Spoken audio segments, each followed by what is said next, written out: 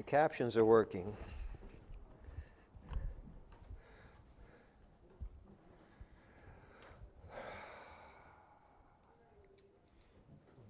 Thank you. Good morning. Thank you for being here. We are at the Freiburg New Church Assembly. Today is August 8th. It's a Thursday. This is the second hour. I'm Gard Perry, and my topic this morning is a deeper kind of love, a listening practice of care for self and other to foster a deeper kind of love for the neighbor.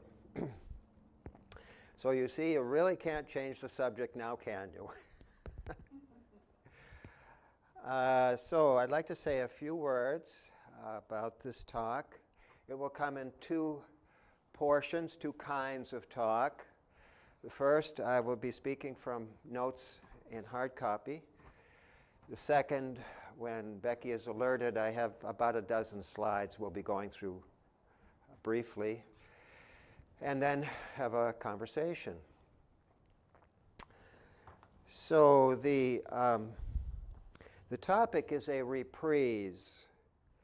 It's a recasting of a mini course that I taught at convention this year with J. James Barrie. So he is, as you will hear very shortly, I'm going to give you a brief bio, and I'm going to summarize what he had to say in the first half of a 90-minute mini course on this topic, a deeper kind of love for the neighbor. After which I will provide my portion of that mini course, which did follow his. And as you'll hear, there are two very different kinds of approach to the problem. And the problem is how to love the neighbor. Now, the neighbor in this case, very, very easy to understand. For this is an example of a limited purpose definition of the neighbor. So unlike in, well, portions of our conversation where it was really unclear, who is my neighbor? Well, and you heard me say, well, it's very important to define who that neighbor is on the basis of the context in which you're asking the question. Without further elaboration, I will tell you that the context of in which that question is asked and answered, first by J. Barrie and then by myself, it is, and wait for it, the ICU. The neighbor is in crisis. And you will hear J. Barrie, who is, so we're now talking about a very limited kind of neighbor in a very, very difficult situation.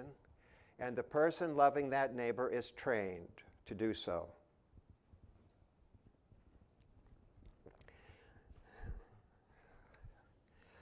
One of my passions has been so for the last number of years is to try to understand something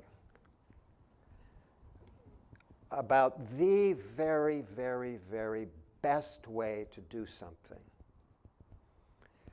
And when you get to high levels of training in any area, and you watch somebody who is literally the best in the world, that's a thing. That's the best. That's what it looks like. That's what it sounds like. Violin, athletics, clinical support for a person who may be dying or may be about to lose a loved one or whose life has changed forever. What do you say to that person? Believe me, a hospital will not let anyone walk into that room who does not know what they are doing. They know who the neighbor is. They know how to love the neighbor. And this is my passion to share this morning. J. Barrie is world class. Never seen anything like it. Watch what he does. If by chance you want to be in the room with a person in ICU who is in crisis. I don't. I will, if I were asked, I'd say, please, no, I cannot do that. Please ask someone who knows what they're doing. So that's the other piece. We need to know what we can do, what we cannot do. So Jay can do this. I'm going to introduce him. I'm going to say what he could do, and then I'll share what I know. By the way, I will present what I believe to be the most difficult listening practice that I have ever heard of. If you know one that's more difficult, let me know. It's world class, and the people who came up with it are world class people. And it was published in the Journal for the American Medical Association, peer reviewed, and it works. I myself find it very, very difficult. I aspire to be able to use it. It's a listening practice, and we'll get to it.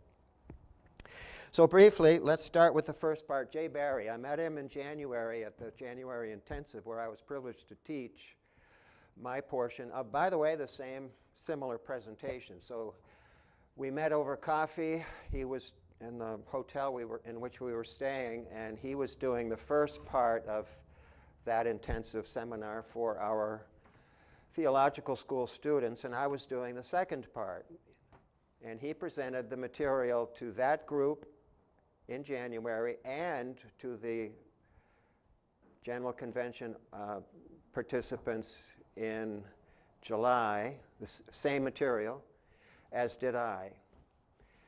And the reason we got together in July was in January, he looked at me and I looked at him and said, we got to do something together. This is great. Jay Barry, chaplain at Thomas Jefferson University Hospital. So I'm going to have to read a couple things just to give you an idea what he did, who he is first. He's 71 years old. He is a riot. He is the most fun guy to be with. I mean, he is Irish or something. He is bubbling with energy, laughing. He has a very complicated life, which he says, it's a piece of cake. I can handle this. He came to us from the General Church. He came to the priesthood to the ministry of the General Church late in life. He ran a successful business in Manhattan, which was extremely complicated, and raised a family. Went into the ministry with the General Church and found out that he could not abide with the policies of the General Church, and he was inducted into our ministry in July. He is one of us, and we're lucky to have him. He's a chaplain at Thomas Jefferson University Hospital. It's a trauma center in Philadelphia. And as he puts it, he claims his area of interest and his passion is to be with a patient who is in crisis, because that's what a trauma hospital has. And that's where he works. And I guess he can handle that. They're in the ICU environment in a downtown Philadelphia trauma center, facing their own imminent death, the loss of life as they have known it, or the loss of a loved one. And he said, I'm there for that. And he is able to take and integrate Swedenborgian ideas into his care for the patient. He's a dyed-in-the-wool Swedenborgian, raised in it in Santa Fe under Frank Rose in the General Church. Never left it, decided to go into the ministry, as I said, and is now in our ministry helping the Center for Swedenborgian Studies design a chaplaincy program.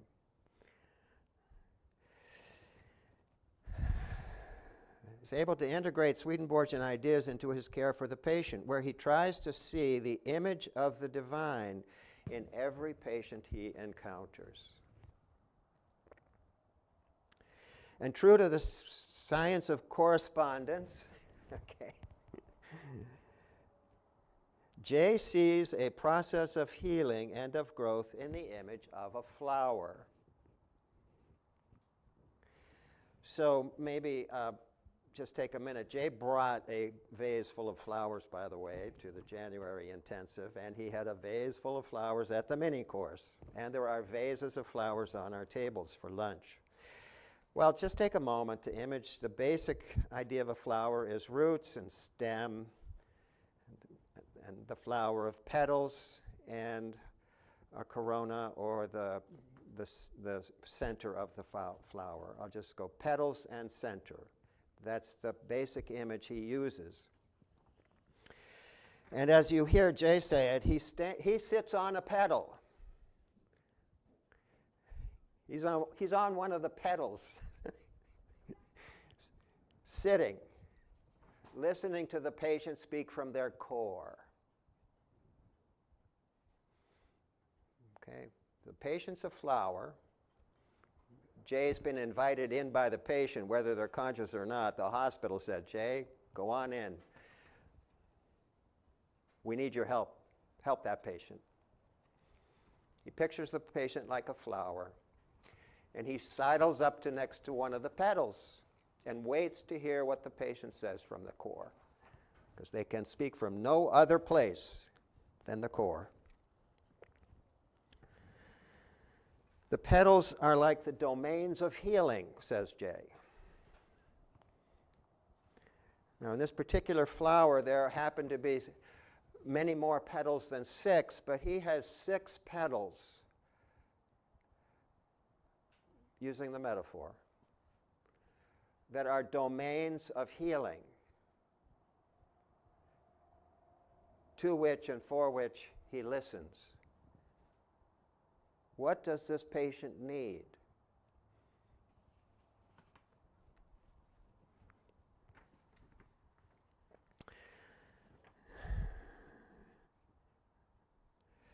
The needs are a clue to help Jay understanding what does the patient need to be restored to healing or growth, or as much meaning as possible, as much comfort, as much care, as much consolation as possible in this moment.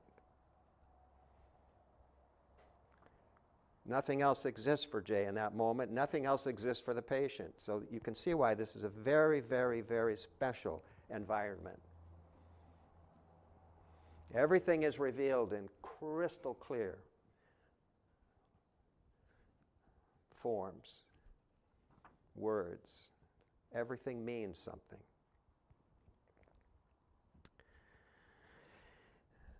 Jay says, when I walk into the room as a chaplain,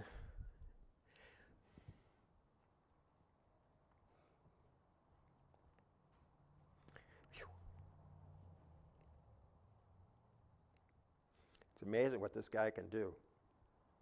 When I walk into the room as a chaplain, I bring a human element to a patient who is in an unfamiliar clinical setting and who is disoriented.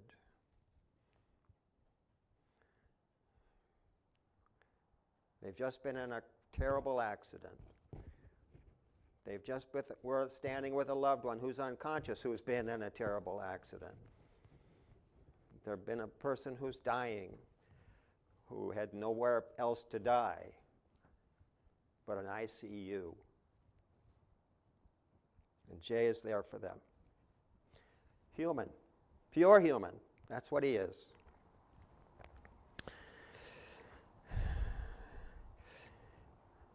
Say, Jay, what do you do? How do you do that? I sit on a pedal.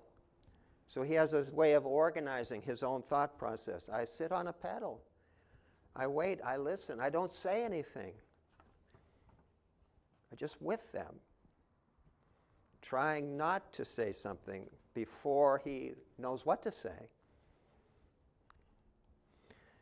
I sit on a pedal listening for and from that which the patient is presenting from their core. Okay, so we could say that might be enough.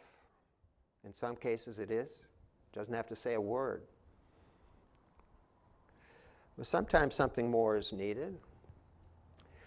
So Jay, what he's done, and one of his great gifts, is to be clinically trained. So that's anybody can be clinically trained. And Jay is not the only one in that hospital who is very capable of doing exactly what Jay does. It's a huge hospital. hundreds of people work there, and he's not the only chaplain, but he is a chaplain. And he's a Swedenborgian chaplain. And he is very, very happy to claim, I bring my Swedenborgian way of being, way of thinking with me into that room. So he's done some writing in a couple of different areas, but one of this was he just kind of said, I just made these up. And this is not the Swedenborgian core that you'll hear elsewhere. He has a Swedenborgian core of life development and of a life cycle. Okay, that's biblically based and Swedenborgian based. I think the one organizing principle, however, that he does bring and that we've now heard is this idea of correspondence. And why is a flower a correspondence? What does it correspond to? Well, I just give you my own take on that for a moment. My understanding of the way correspondences work, or a way that they can work, or at least a way one can construe that they might work, is that in Swedenborg's analysis of the levels of the mind, by the way, that's our topic this week, and you'll be hearing a little bit more about that specifically in my part coming up. In Swedenborg's way of presenting levels of the mind, we can, and humans can, interact with, count them basically, three modes of revelation. Three classic ways God interacts with human beings. Most obvious is through sacred text. Sacred text, that's one. The second is human relations.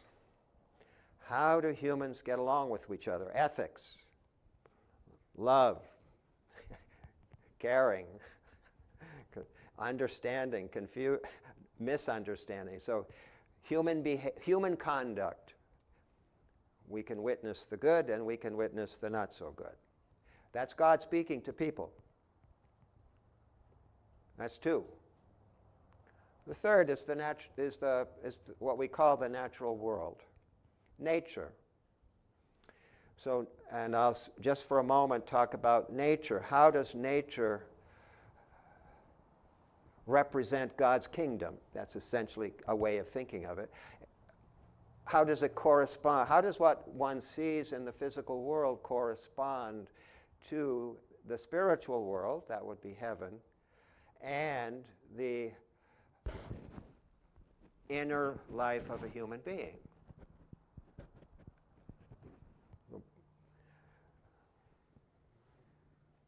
So I think the idea is if you were to meditate on a flower, you have an image of the flower in your mind.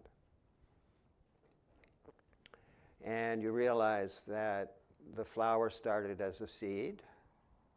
It was nourished by warmth from the sun, rain from the clouds, settled in the earth.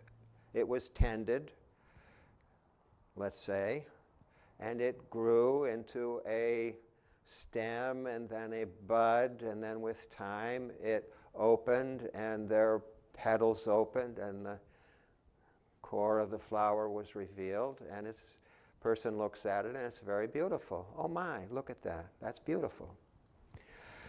Well, and Swedenborg will say, oh, by the way, that is like how an idea forms, or a plan develops. And I'll give just a quick example. Let's say I want to see somebody here next year who was here this year and they've left. I want to see them. I hope they come back next year.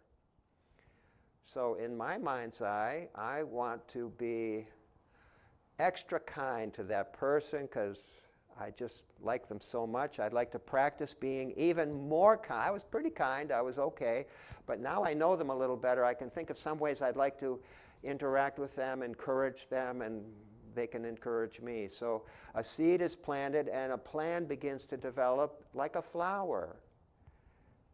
And the human mind each thought, each plan can develop like a plant. It's an organizing principle, inner and outer. From nature to the human mind to a human relationship. That's a little taste of how correspondences work. Oh my goodness, so I better get going. So I'm just going to name 6 petals that Jay has defined, and these are human needs. We could talk about these during the discussion. There's 6 of them. Balance or equilibrium. He would say we all need, a patient who is in front of me needs some sense of equilibrium. Is the patient being protected by the environment they're in? Are they safe? Are they able to communicate with a loved one? Does the loved one know they're there? There's some sense of relationship. Right? Is it... The human body, of course, needs homeostasis. That's a form of equilibrium. The human mind needs calmness, needs peace of mind. Able to listen, that's equilibrium. Not chaotic, not anxious. If they're anxious, they need equilibrium. Freedom.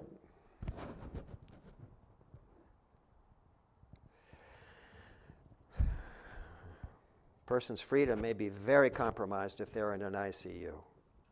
So again, we're talking about very limited situations here. But Jay will support their freedom. If they need something, I'll go get it, or I'll tell the nurse. I'll do it for you. He provides the freedom if that's what's needed. Identity. Construction worker had a construction accident. He's not going to be able, or she is not going to be able to work again. What am I going to do? I'm the provider of the family. That's what I do. That's who I am. What can I do now? Am I going to lose that? Connection. Are there family members that need to be contacted? Is there estrangement? Is there a reconciliation that's called for? Can Jay be there? Can he listen for that? Connection.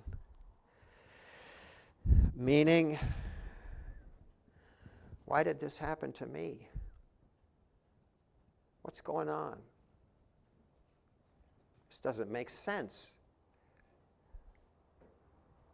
What's Jay going to say to a person? This does not make sense. And purpose.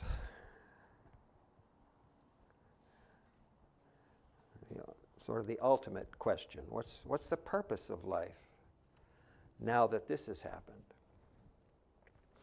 Okay, so I'm going to have to shift gears. I know this is kind of intense, but that's what it is. It's amazing to listen to Jay talk. And here he is. He's a happy-go-lucky. Couldn't be a happier guy. He's really neat. He loves his work. Very important work. And he's illustrating in his trained way what I hope to be hints, clues about how you and I, as ordinary people, can relate and help to one another on a daily basis to develop our own levels of skill in our own way, to become skillful listeners, skillful at caring for one another, skillful with self-knowledge of knowing who we are.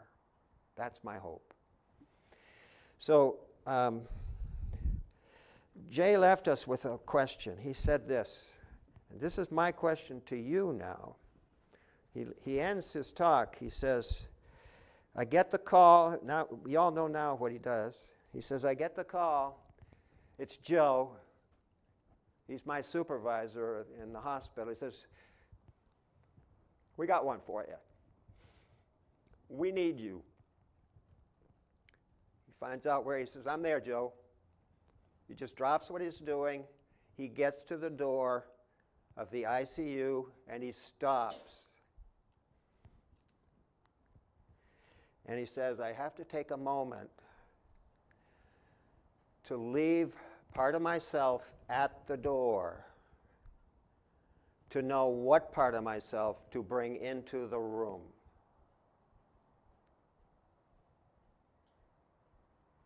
To be present. So when I asked Becky to change to next slide, please, we'll be presented with a question. What does Jay leave at the door? And what does he take into the room? Hey, for the fun of it, let's just take a little break. Go for it. Let's start with the first one. You know the situation. He's standing at the door and he's thinking, what part of myself do I need leave at the door and not take into the room? Let's have a few hands. Martha. His ego. His ego. Yeah, not too good is in the room. Big ego. Come on now, Randall. His problems. Bingo. He might have been.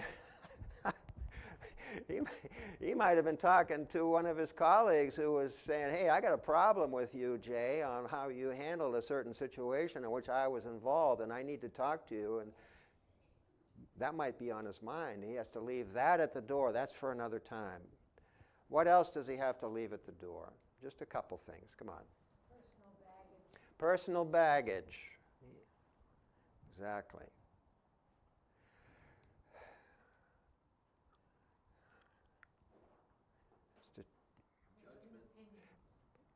Judgment.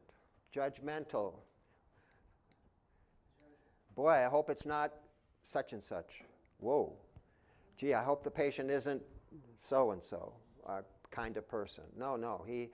If he feels that way, and he's capable of saying that, you know what, I am kind of, and he may say something that he is that nobody wants to be, and he said, I'm aware of it, I have to leave it at the door. I'm working on it.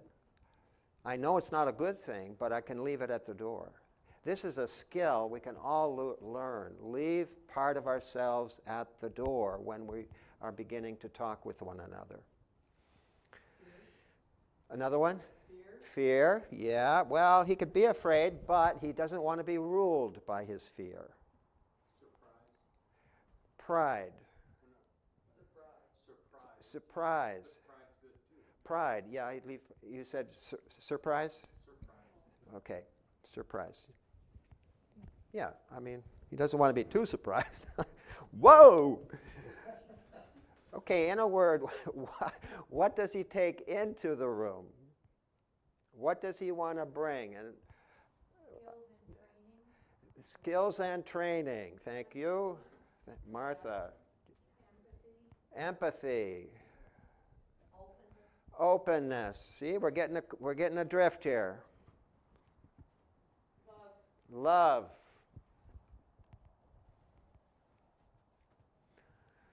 Yeah, that's good, right? That's the kind of thing. All right, thank you, Becky. Next slide. Voila. I will read this. You don't have to read this, but you could read along. He takes empathy. Faced with a person, okay, I'll start again. Faced with another person in a therapeutic situation, clinical situation, ICU, the psychoanalyst or the chaplain attempts to grasp what life means to this other person.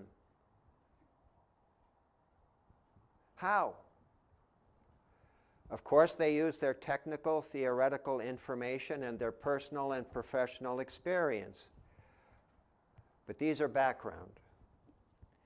They bring all their knowledge and talents to bear in the actual course of therapy, of being with another, by means of empathy.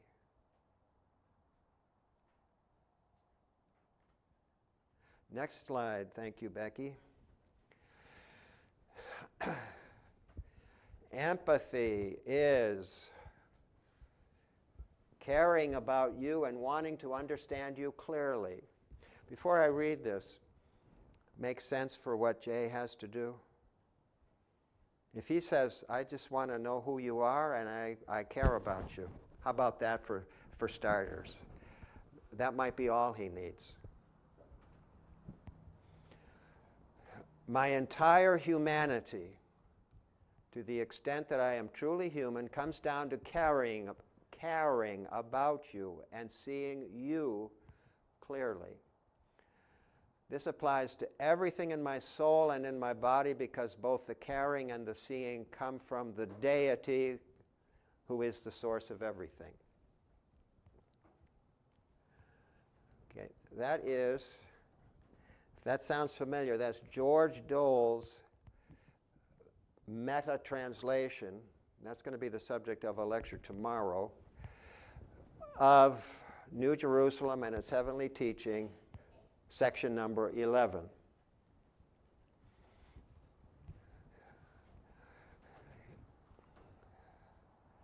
His entire humanity, everything that George is, if he's listening to you, comes down to caring about you, wanting to understand you, and responding from the depths of his being, where divinity is the source of his being. That's what he's saying.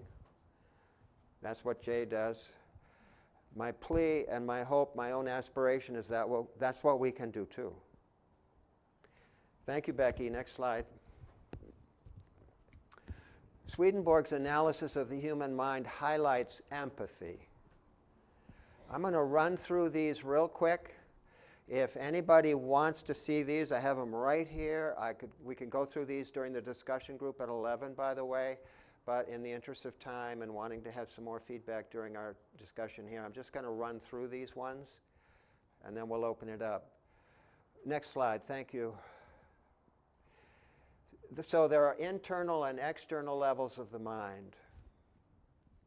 The human mind has an internal and an external level. The internal level has the potential for empathy, but the external level by itself does not. With those who are being regenerated, empathy rules, and the external serves. But with those who are not being regenerated, the external rules and empathy does not develop.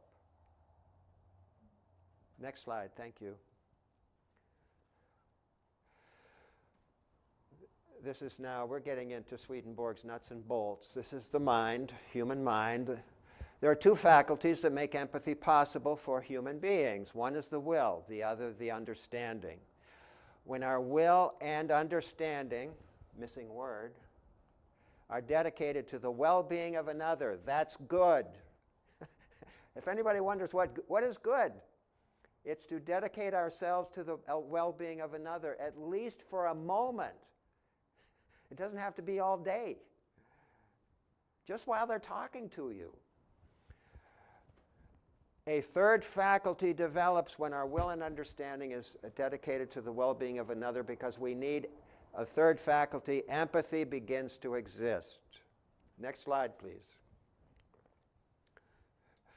Empathy does not come into being by virtue of being born to our parents. Most of us know that we do not come into the world knowing how to generally care about others, nor do we know how to understand them at a deep level. On the contrary, human beings seem to be born into a life of personal self-concern. Adults who remain self-centered love themselves and the world more than the neighbor. Next slide, please. To grow beyond self-centered preoccupations requires that we reverse the order of our loves. This is straight Swedenborg. reverse the order of the loves into which we have been born, love of self and love of the world. This life consists in loving God above all things and loving the neighbor as much or more than ourselves. Sounds easy, right? This can come up in the discussion. Why not? Why is this not easy? That's a question for coming up later. Next slide, please. Okay, so it's not easy because it's not easy, that's right. So extreme measures are required. Extreme measures.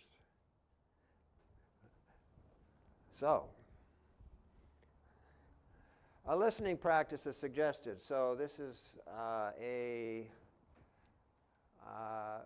deeper kind of love for the neighbor, a listening practice for how to learn to love the neighbor as much as more than ourselves. By the way, temporarily. It is context dependent. It is in the moment we are actually talking or listening to another person. Okay? It's a practice. It's not a philosophy. It's not a personality type. It's not an achievement that lasts for longer than a day until maybe somebody can do that. So, a listening practice. See how this one sounds. A listener's mind becomes quiet, allowing them to see the other clearly, sense their body language, and listen to their words. They reverse their perspective from their own to that of the other, imagining that they are the other who is speaking, knowing they are not the other. And while in the state of reversed perspective, the listener allows a response to rise from the depths of their being where they can be touched by divinity itself. And that's their response. Often very helpful. So, in the interest of time, I'm going to say that there are a couple other slides that are just kind of nice sounding. They actually are kind of repetitive. They don't add another whole thought. I'll be very happy to share them during the discussion hour at 11. But since we have 10 minutes, I'm going to pause now and say, while you're thinking of raising your hand, I'm going to say the summary of what I had hoped you would take from our talk. What I had hoped you would take from the talk is to hear what a trained person named J. Barry can do in helping another person who's in crisis using a kind of very well cultivated practice. And by presenting this, which is a highly skilled, cultivated practice, which takes practice to learn how to do, I'm hoping that any one of us, including myself, would aspire to cultivating a practice of listening to another that is deeply helpful to both the other and to oneself, and does foster the regeneration of the other and the self. So, what do you think? We have 10 minutes. I'll call on people if I don't see any hands. I see a hand here, and Dave's going to help us out. He's going to keep his eye. So we have Denise. Dave will keep his eyes open, and if he sees somebody's hand, he'll help me out by saying he sees a hand. Denise. Hi, Denise here. I know Jay. He's Jay a great Barry. guy. I've known him since high school, so well over 50 years. I can see how Jay would fit this perfectly, Hold this. being in a very empathetic. I'm not speaking loudly enough. It goes in the other room softly, so you have to speak kind of loud. Go ahead, just hold it Okay. closer to your, hold it closer to your mouth, that's all. Like Speak the speak into the mic. ice Thank you. cream. Keep yes. going. Anyway, I love the thought of Jay doing that work. He was close by for a while and then disappeared. So now I know where he popped up again. I think the kind of personality and listening and attention required to be with those who are in a catastrophic situation is just something so special and unique. And I'm really happy to hear that Jay is doing that kind of work. I lose my words when I think about how difficult that is. It's not something all of us are skilled at, that kind of listening, even if there are no words coming from the person, is a unique and special thing to be able to do. Yeah. Thank you for your talk, and I'm sure others have more to say about. Okay, so I see a hand in the back. That'll be Roxanne. And while Dave is giving Roxanne the mic, I'm going to comment on that. So Denise, if I've heard you more or less rightly, was commenting on the difficulty of the situation. That'll be in ICU. And the very special, unique skill that's required to be present to that, which Jay has. And I was first to admire, that's not the problem. The problem is not that we have to, any one of us has to do anything like that. But what are the skills that he brings into the ICU that we can bring into our daily living with ordinary people sitting at the front porch with a cup of coffee in the morning? That's what I'm interested in. That's what I want to practice. I'm staying as far away from an ICU as I can. Roxanne.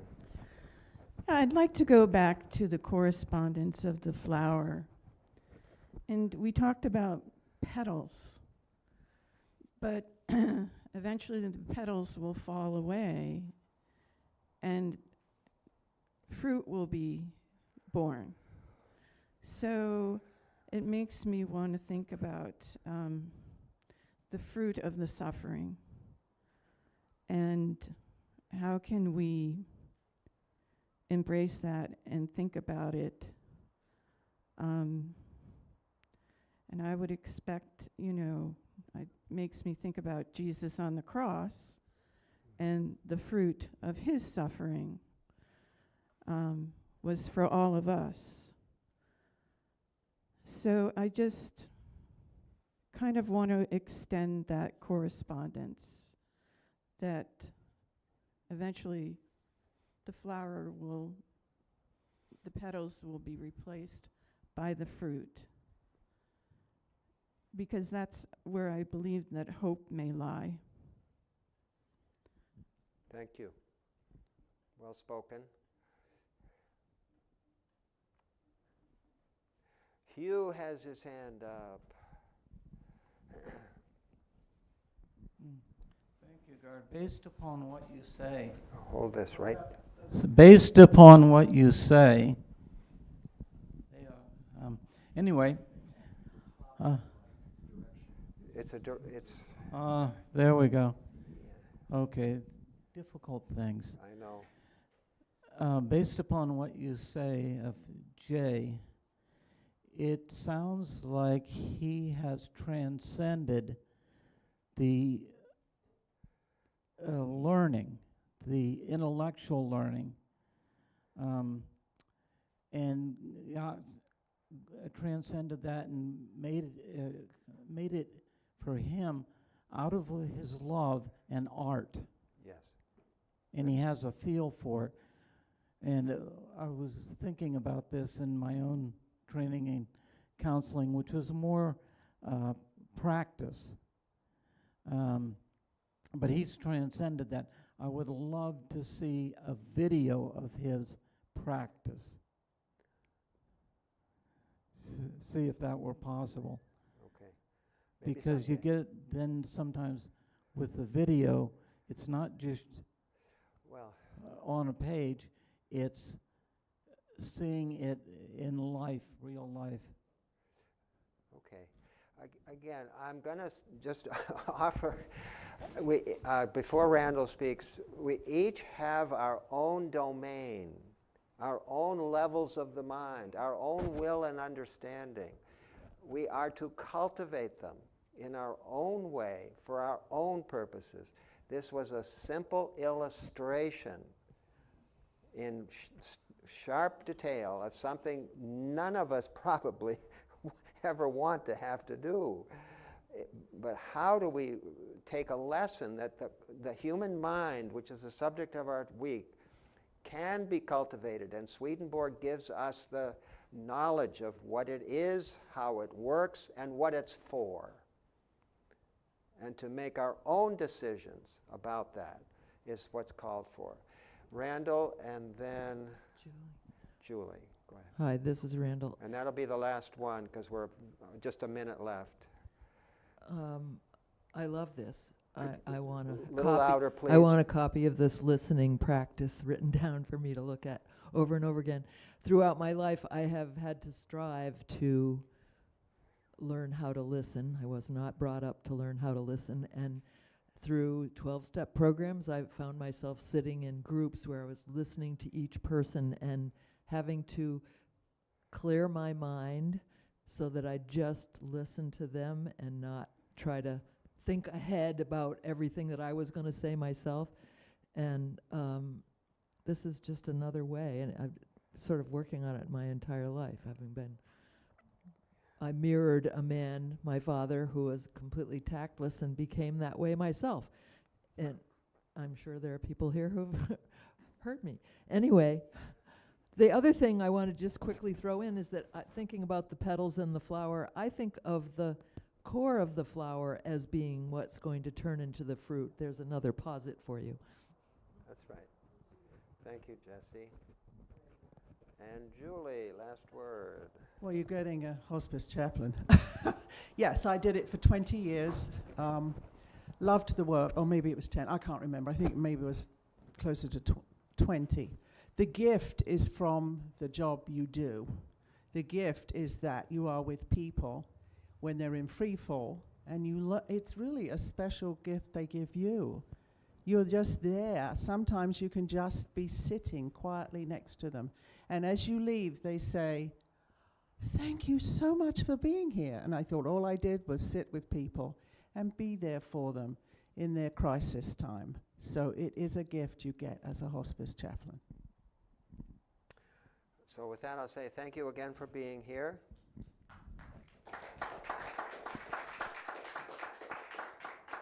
And be here at 11, and we could go further into this. I could show you the rest of the slides.